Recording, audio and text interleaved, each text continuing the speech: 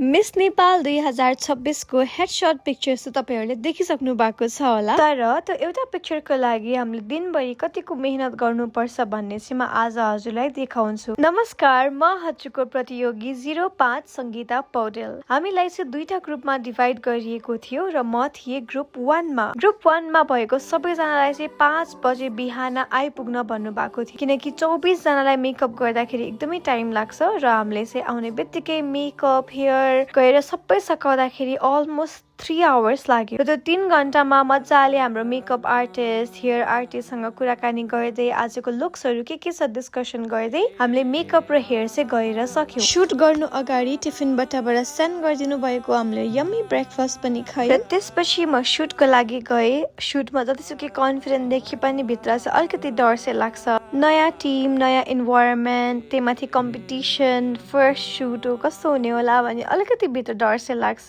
कतिजना चाहिँ एक्सपिरियन्स मोडल्सहरू हुनुहुन्थ्यो भने चाहिँ कतिजनाको यो फर्स्ट एभर लाइफको फोटोसुट थियो।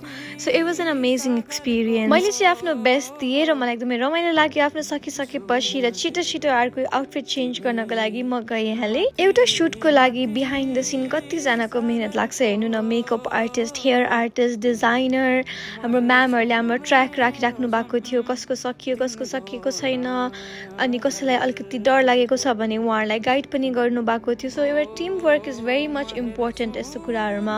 अनि if you are someone who can work with team then it's your really good point. र यसै गरेर हाम्रो सकिँदाखेरि लगभग 9 बज्यो र अझै पनि सुट्सहरूको रिजल्ट आउन नै बाँकी छ। Hope to get your love and support and I will be sharing more about my journey. So follow me for more updates.